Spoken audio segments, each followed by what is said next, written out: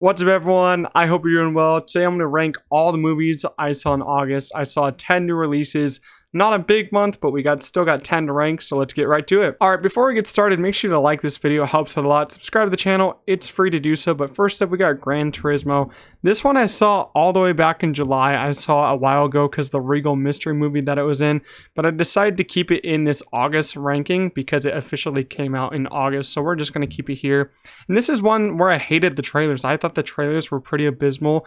Every time I saw them in theaters, I was like, oh my gosh, not this trailer again.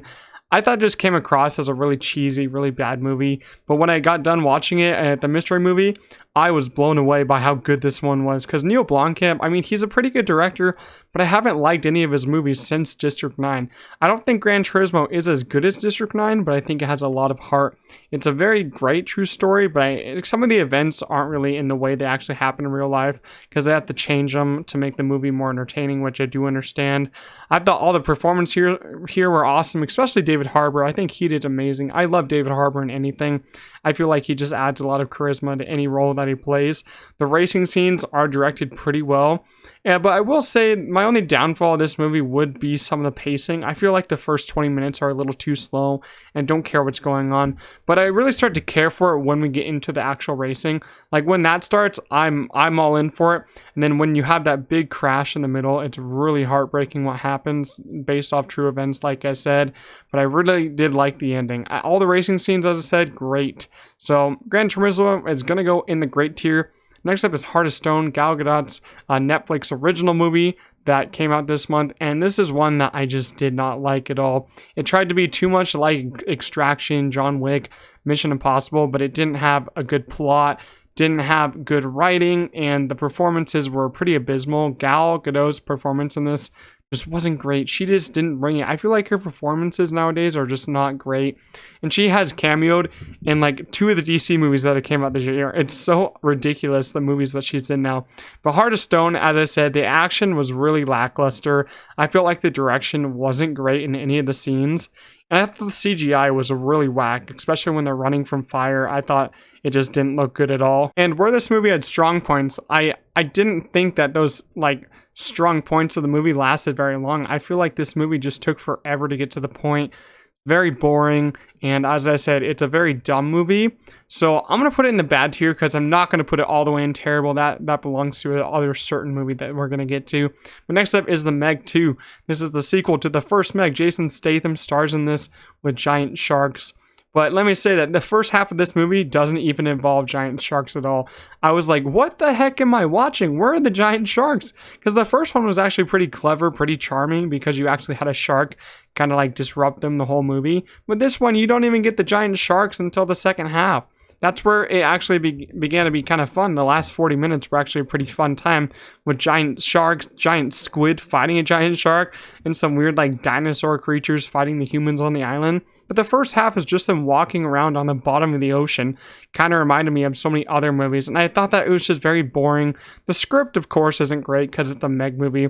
Performances weren't bad. I liked the performances. The direction was alright, but as I said, it's very boring that first half. The villains are just very kind of like idiots, I guess I'll say. They're very dumb villains and villains that you don't care for. But yeah, as I said, I do like when we see a giant shark fight a giant squid. I feel like that's awesome. So I'll still give this one a bad tier, but I will say the last 40 minutes are pretty fun. Next up is The Last Voyage of Demeter. This is like the new Dracula movie on the boat. And this one I didn't have a lot of expectations for because it didn't have a lot of marketing. You know, I didn't see a lot of trailers for this. Maybe I saw like 2 trailers on internet and maybe once in the theaters before I went to go see this. So I didn't really have that high of expectations. But I went out of the movie kind of like, I was kind of in the middle on this movie because I feel like the performances were actually pretty great, but I feel like the way this is written doesn't need to be like 2 hours long because they try to get you like emotionally involved with these characters, but I don't think it works because you're not really around these characters for that long because they keep getting killed off by Dracula. And I feel like a lot of this movie takes so long to get to the point. You only have like a little bit of action sequences at the end of the film. And I really only liked maybe the first 20 minutes and the last 20 minutes. Other than that, I felt like it was just way too slow. It took forever to get to the next point, the next killing. But because I just didn't care for any of the dialogue, and I felt like the script just wasn't like polished enough for me. I felt like it went through so many rewrites, but it still wasn't ready. So with that, I'm going to give The Last Voyage of Demeter the okay tier. Next up is Retribution. This is Liam Neeson's newest movie. The same movie, I guess you could say, because he makes like the same movie every single time for like the last 6 years. But good for him. He's getting his paycheck. And I will say that Liam Neeson is the only one that really cared for this movie. I feel like he's the only one that actually put in a good performance in this one. Everyone else knew what kind of movie they were in, which was a bad movie with a bad script, and just put in a bad acting performance. But Liam Neeson did okay in this one. It's basically a movie where he's stuck in the car. He can't get out because there's like a pressure plate bomb in his seat, so he can't step out and can't get up from his seat the whole movie. So we're taking place in the car for most of it. And I thought that it was fine the first 15 minutes if they just went with that. But after that, I was like, man, this is such a bore. The script is just so bad. I feel like in August, we have so many movies, such horrible scripts. And I was like, come on, man. Get to the point. We could end this story in like 30 minutes, but we're dragging it out for like an hour and 40. Come on. It just didn't make any sense. And it's just not one of those movies that I just don't like that much. It's just so stupid, so plain. Nothing special is going on. So Retribution's going in the terrible tier. Next up is Strays. This is one that I just hated. You guys can check out the review. It's pretty funny. But I just did not like this movie at all. I thought that the performances were all pretty weak, except Jamie Foxx. I felt like he gave a decent performance. And I felt like the jokes were just not my kind of thing. I do like some crude humor, like in Joyride and No Hard Feelings. But I thought this one just took it too overboard, and every single 5 seconds seemed to be a new joke that wasn't funny. And I just didn't care for any of the dogs or any of the characters in this one. So I'm going to put Strays on the terrible tier because I hate talking about it and I hate thinking about it. Next up, we got Blue Beetle. This is the newest DC film, DCEU, whatever universe this takes place in. I don't know. But this is Blue Beetle. This was like my first kind of like entry into the Blue Beetle character, and Zolo played him from Cobra Kai, and I thought he gave an amazing performance. I hope we get to see more of Blue Beetle, because I thought this one was actually pretty fun. A lot of people are knocking this film, saying it's really bad, but I actually had a pretty good time with this one. I love the whole family dynamic, especially with George Lopez, and I liked Zolo's kind of like girlfriend character in this one. But I didn't like the villains that much. I thought they were very one-dimensional villains. I hated the way they were written, and they tried to get me to care about the villain in the last fight, but I didn't end up caring for him. Like, you can't get me to care for a villain in the last 15 minutes because that just doesn't work. You cannot push that on the audience. In the action, I will say the action was actually pretty decent. I think the third act, they get into a point where it's very formulaic, kind of like every other superhero film, but I will say the first 2 acts kind of like worked on their own. I say they are very fun. I think the third act just needed a little more polishing in that script, and that could have been a great superhero movie. But I'll give it the good tier. I feel like it has a very good last 10 minutes, and I did like that first post-credit scene, so I hope we can keep going from there. Next up is Puppy Love. But this is a Freevee original starring Grant Gustin and Lucy Hale. They basically have 2 dogs, and then the dogs have to stay together because they like each other, the dogs do. And then those 2 fall in love, kind of like any other love story. So I didn't really have a lot of big expectations going into this because it's a Freevee original. We all know those streaming movies aren't going to be great. But I actually had a decent time with this one. I was entertained. You know, if a movie's entertaining to me, I wouldn't say it's bad. But I mean, some movies can be pretty bad and entertaining, just like another one that we'll get to on this list. But Puppy Love had a lot of fun moments in it, and I liked Lucy Hale and Grant Gustin together. I thought they had pretty good chemistry with each other. I do like them both as actors, but I think they don't get time to shine in big movies because they are both in like really small movies, TV shows like Pretty Little Liars, and Grant was just done being the Flash. So they're kind of just focusing on TV shows and these smaller movies, which it's okay. I mean, this movie is like pretty fast. It's only like an hour and a half, so I didn't really get bored during it. I had a fun time. I was entertained, but it kind of still is very formulaic, like a love story movie, kind of dumb at points, but still, I feel like it's an okay time, so I'm going to give that an okay. Next up is Hidden Strike. This is the Jackie Chan, John Cena action film. I am going to say that this film has some horrible green screen, some of the most horrible green screen I've seen this year.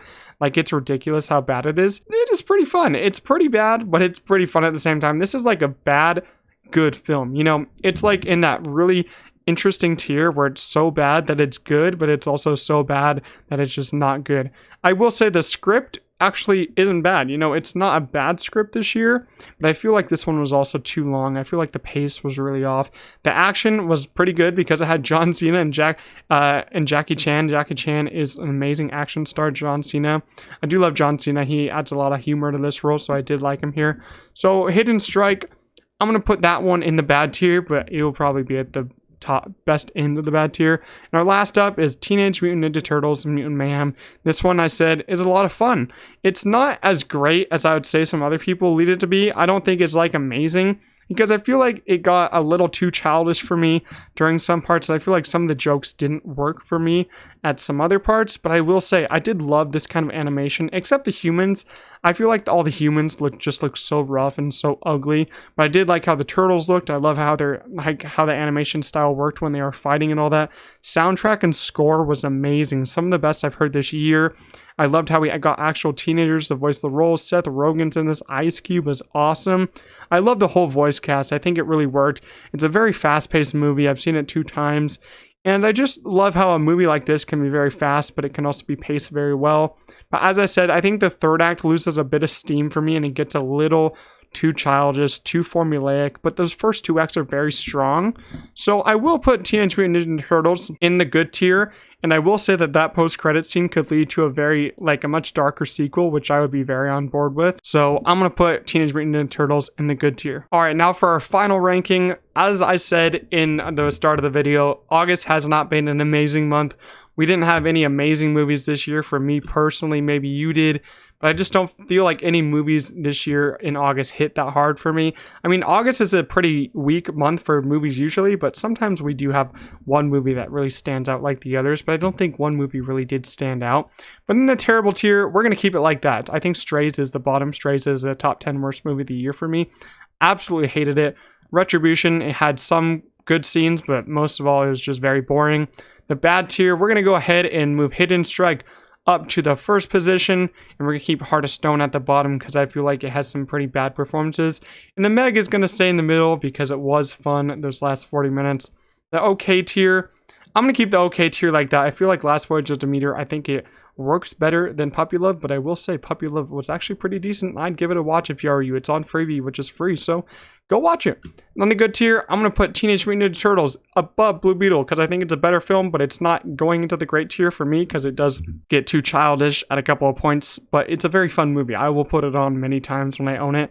And our great tier alone is Gran Turismo because I feel like it works a lot and it has some very great emotional moments here. The racing scenes are all great. Love Neil Blomkamp's direction here, and I love the stars of this movie. I feel like the trio of stars in that movie really did shine and really did bring in great performances. So that's my ranking of all the 10 movies I saw in August. Not a big month, as I said.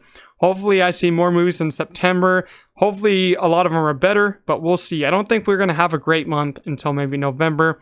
But that's my ranking of all the movies I saw in August. Leave your ranking down below. Make sure to like this video. It helps a lot. Subscribe to the channel, and I'll see you guys in the next one. Peace out.